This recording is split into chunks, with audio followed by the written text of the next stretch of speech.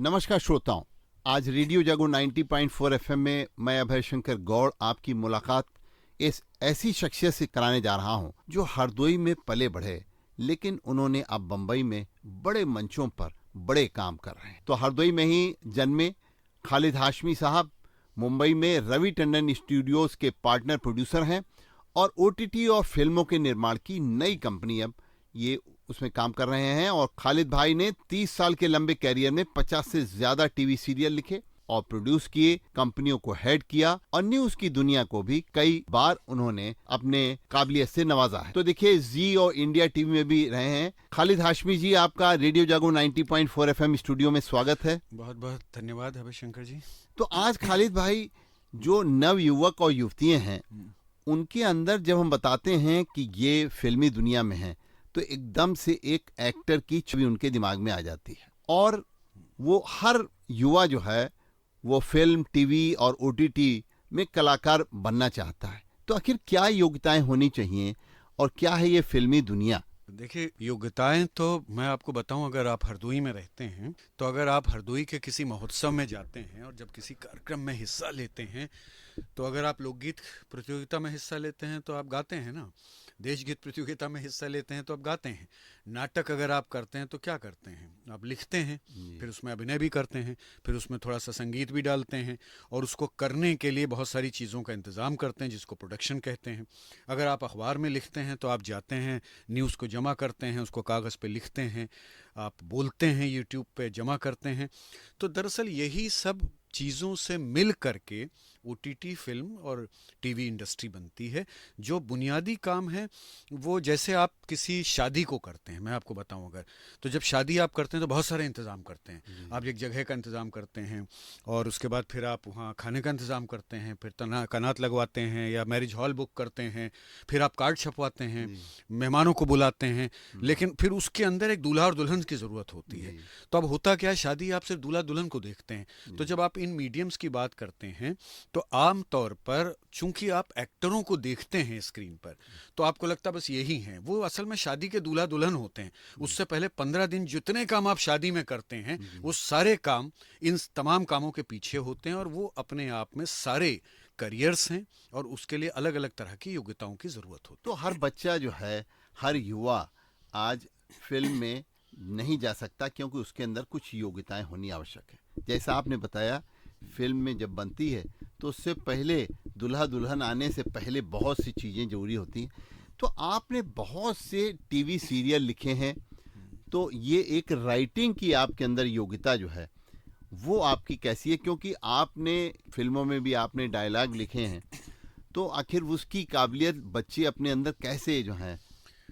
ये सर मैं आपको बताऊं, मतलब मेरे पास बहुत सिंपल जवाब है। असल में इसको बहुत जटिल करके भी दिया जा सकता है, लेकिन मैं चूंकि हरदोई के लोगों के लिए ये है तो मैं आपको बिल्कुल अपने जीवन से बता दूंगा कि लिखने का मतलब क्या होता है और हमको यहाँ पर क्या आता है और फिर हमको वहाँ पर क्या आता है और उन दोनों चीज़ों के बीच में अंतर क्या है। देखिए, जैसे अगर मैं आपको अपना बताऊं तो सवाल ये आता है कि मैंने इतना सब कुछ अब लिख डाला है और लिख ही रहे हैं, तो वो विधा एग्जैक्टली जिस तरह से काम किया जाता है वो तो मुझे हरदोई में रहते हुए नहीं मालूम, लेकिन मैं ये नहीं कह सकता कि वो सारी विधा वहीं जाकर के पैदा हुई है। जैसे कक्षा 7 में गंगा देवी इंटर कॉलेज में जब हम पढ़ा करते थे तो मैंने अपने जीवन की पहली कविता लिखी थी। वो कविता थी, इसी लाल किले में रहता था एक जफर, खत्म हुआ था रंगून में जिसका सफर, खो गई है गुमनामी में जिसकी खबर, है क्या आज दिल्ली को इसकी खबर। खुद खुर्रम ने प्यार की नदियां थी यहाँ बहाई, शहनवाज सहगल और ढिल्लन पे यहाँ हुई थी सुनवाई, क्या ये वही लाल किला है जिसे देखकर आज फूट पड़ती है रुलाई। अब कक्षा 7 में हमने ये जब कविता लिखी तो मैं ये तो नहीं कह सकता कि हम बहुत बड़े लेखक थे या कवि थे, लेकिन आप अगर इस कविता को ध्यान से देखें तो इसका मतलब है इसको लिखने वाला जो लड़का था उसको ये तो मालूम था कि लाल किला क्या है, शहनवाज सहगल और ढिल्लन कहाँ रहते हैं और बहादुर शाह जफर के साथ क्या हुआ था और रंगून में उनकी कहाँ कब्र थी। इस सब के पीछे जो बुनियादी बात थी वो बुनियादी बात ये थी कि सर उन दिनों बहुत सारी मैगजीन्स आया करती थी हिंदी में। बात ये हुई कि बहुत आपको अध्ययन करना है और तभी आप आगे बढ़ सकते हैं। सर, बिना अध्ययन बिल्कुल मैं ज्ञान आपको प्राप्त करना जी, मुश्किल मैं आपसे कहूँगा कि देखिए, मैं आपको बताऊं कि उस समय अखबार जो आते थे, स्वतंत्र भारत और आज और नवजीवन, उस वक्त के अखबार थे बड़े पॉपुलर।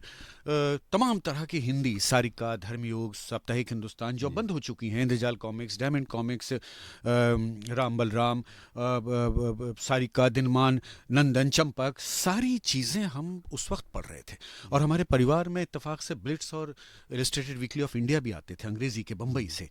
वो पढ़ना, और दूरदर्शन जो उस वक्त चल रहा था, उस पर आप सबको याद होगा कि वो बहुत ही कमाल का काम होता था। उस पर तमस आता था, बुनियाद आता था, महाभारत, रामायण। तो आई थिंक लखनऊ दूरदर्शन से एक सीरियल आता था, बीवी नातियों वाली। हाँ। ये तमाम चीज़ों ने, और रफ़ी अहमद किदवाई इंटर कॉलेज, जहाँ मैं पढ़ा नहीं, लेकिन वहाँ के जो सांस्कृतिक कार्यक्रमों का मेरे ऊपर हैंगओवर था, उसने एक एक सोच और समझ कन्वे करने के लिए, संप्रेषित करने के लिए कि कुछ कहना है, वो शायद बचपन से डाल दी थी। अब सवाल ये आया कि आप उसको कविता में या नाटक में लिख सकते हैं या नहीं लिख सकते हैं। तो शायद वो प्रतिभा अंदर से आई और एक कविता में पनप गई। 7वें में और 8वें में मैंने गंगा देवी में अपने जीवन के पहले 2 नाटक लिखे। उसमें अब आप देखिए, आप मुझसे पूछ सकते हैं ये नाटक लिखने की ट्रेनिंग या प्रेरणा आपको कहाँ से मिली? कहीं से नहीं मिली। न तो कोई ट्रेनिंग थी, ना कहीं पढ़ा था, ना किसी ने सिखाया था। शायद जो अध्ययन किया, जो जानकारी प्राप्त की, देखा, उसी की बदौलत वो नाटक लिखे, उसको, उसमें अभिनय भी किया, उसको निर्देशित भी किया और उसमें म्यूजिक भी डाला था। और तो शायद लिखना अपने आप आ गया था। उसके बाद हमने 11वीं 12वीं में आर कॉलेज में रहते हुए, उसके वहाँ तो भाषण और डिबेट से एक प्रवृत्ति थी। उसके बाद प्रतिबिंब के जो महोत्सव थे, उसमें हमने 4 नाटक लिखे 4 साल तक। 3 नाटक जो थे, अनवरत, अपूर्ण विराम, और एक और नाटक था, और एक बच्चों का नाटक था, अल्फा से ओमेगा तक। मैं बताऊं आपको गौर साहब, ये सारे ही नाटक सोशियो पॉलिटिकल इश्यूज पे थे। इनमें तमाम बातें बताई गई थी, कही गई थी। अब और एक और नाटक लिखा था, एक धार्मिकता को लेकर के एक बड़ा नाटक, करीब 80 पेज का फुल लेंथ का प्ले हमने हरदोई में रहते हुए लिखा था। और उसमें हमारे दोस्त राहुल चौहान से उस पर सलाह मशवरा होता था। और मैंने यहीं रहते हुए कुछ गीत लिखना भी शुरू कर दिया। आपका मतलब है कि जब आप युवा हैं और अध्ययन कर रहे हैं, उस समय आपका अध्यापन ज़्यादा होना चाहिए, यानी कि आपकी स्टडीज़ बहुत डीप होनी चाहिए, और आप अपने जो ज्ञान अर्जित करेंगे उससे आपकी प्रतिभा निखरेगी। अब ये बताइए, आपने इधर 2-3 सालों में कौन कौन से टीवी सीरियल हैं या फिल्म हैं जिसमें आपने डायलॉग लिखे हैं, और कुछ आप डायलॉग हैं या कुछ आपकी जो उसमें फिल्म के गाने हैं जो आपने लिखे हैं, उनका कुछ बताइए, उनकी स्क्रिप्ट बताइए। देखिए, मैं अभी, क्या है, 30 साल की जर्नी हो गई है, तो वो कुछ ज़्यादा याद नहीं रहता, लेकिन मैं आपको कुछ बातें छोटी मोटी सी बताता हूँ। जैसे टीवी सीरियल तो देखिए अनगिनत हैं। मैं नहीं कहूँगा कि टीवी सीरियल्स जो लिखे जाते हैं, उसकी अपनी एक रिक्वायरमेंट है, उसकी अपनी एक नीड है। वो एक बाज़ार के हिसाब से बनाए जाते हैं, उसकी कहानी होती है, और वो कहानियाँ जो स्क्रीन के लिए आप लिखते हैं, उसकी पूरी लिखावट अलग है। उसकी वजह है कि आप एक कहानी बनाते हैं, मुंशी प्रेमचंद जी की, मान लीजिए ईदगाह एक कहानी है, तो उस कहानी को आप 3 पेज में लिख लेते हैं। यहाँ पर आप टीवी सीरियल की जो कहानी लिखी जाती है, शुरुआती कहानी जो होती है, वो 1 पेज या 2 पेज में ही लिखी जाती है। लेकिन उस 2 पेज में हमको ये मालूम होता है कि क्या ये 2 पेज की कहानी 2000 और 4000 एपिसोड में कन्वर्ट हो सकती है। और मैं आपको बताऊं, कोई आदमी नहीं जानता है उसको लिखते वक्त कि ये कैसे कन्वर्ट होगी। सिर्फ उसमें ये होता है कि एक धागा आया है, अगले 4 धागे फिर कैसे बनेंगे, और उन 4 धागों में 8 धागे और आगे कैसे जोड़े जाएंगे। किसी को टीवी सीरियल में पूरी कहानी कभी नहीं पता होती है, वो सिलसिलेवार उसको जोड़ते रहते हैं। वो व्यावसायिक दृष्टिकोण से उसको आगे बढ़ाते रहते हैं। नहीं, उसकी वजह यह है कि जिस कहानी को दर्शक 2 साल तक देख रहा है, मान लीजिए आप साथिया देख रहे हैं, आप कहानी घर घर की देख रहे हैं, तो दरअसल मैं आपको सच बताऊं, टीवी सीरियल में आपको याद ही नहीं रहता कि 6 साल पहले आपने एक एपिसोड में क्या देखा था। वहां पर हम लोग उसको मजाक में एक बात कहते हैं, हम कहते हैं कि TV serial is like a अखबार और film is like a novel. Film को आप रख लेते हैं और बार बार आप पढ़ते हैं, टीवी सीरियल को आपने अखबार की तरह पढ़ा और आज का एपिसोड देखने के बाद आप भूल गए हैं। तो हमको ये मालूम होता है कि आप असल में भूल चुके हैं। अब 6 दिन बाद हमें सोचना है कि अब हम ऐसा नया क्या दें जो अभय शंकर जी आज देखेंगे तो उनको मजा आ जाएगा। तो टीवी सीरियल लिखने की ये कहानी है। इस समय हम तो टीवी सीरियल नहीं लिख रहे, मगर मेरी राइटिंग की टीम जो है, मेरे पास एक टीम है, वो इस समय जी पंजाबी पे 3-4 सीरियल लिख रही है। और उस समय हमारा योगदान और फोकस बहुत ज़्यादा रीजनल पर है।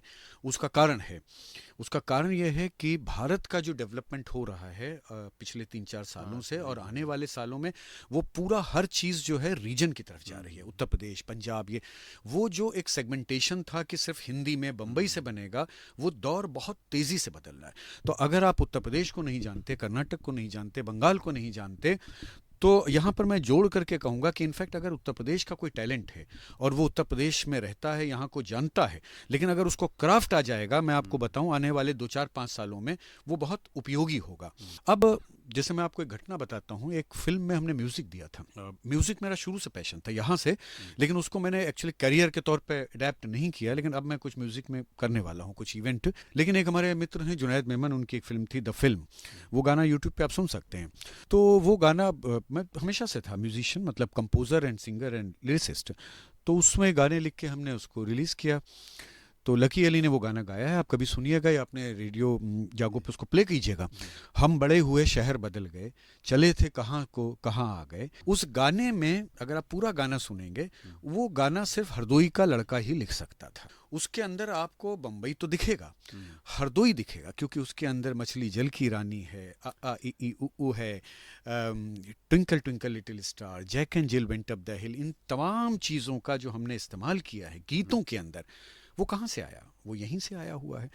तो फिल्मों का जहाँ तक सवाल है, फिल्में हमने अभी लिखी नहीं है, लिख ली हैं, क्योंकि अब हम फिल्मों के निर्माण की तरफ अग्रसर हैं। रवि टंडन स्टूडियोज फिल्में ही बनाएगा। तो मैं आपको ये बता सकता हूँ कि उसके अंदर कौन सी चीज़ें हैं जो कभी कभी काम आती। बहुत बढ़िया। तो खालिद भाई, आज आप हरदोई से उठ करके और बम्बई में इतने बड़े संसार में वहाँ पे पहुँच गए, जहाँ पर कि आप टीवी सीरियल भी अब बना रहे हैं। खुद रवि टंडन स्टूडियोज़ के अब आप पार्टनर प्रोड्यूसर भी हैं, और हरदोई के युवाओं को आपने संदेश भी दिया अपनी बात में कि किस तरीके से वो अपनी कला को, अपने मनोरंजन को, अपने ज्ञान को कैसे वो रचनात्मकता प्रदान कर सकते हैं। तो आपको बहुत बहुत धन्यवाद, बहुत बहुत शुक्रिया कि आप रेडियो जागो 90.4 एफएम स्टूडियो में आए।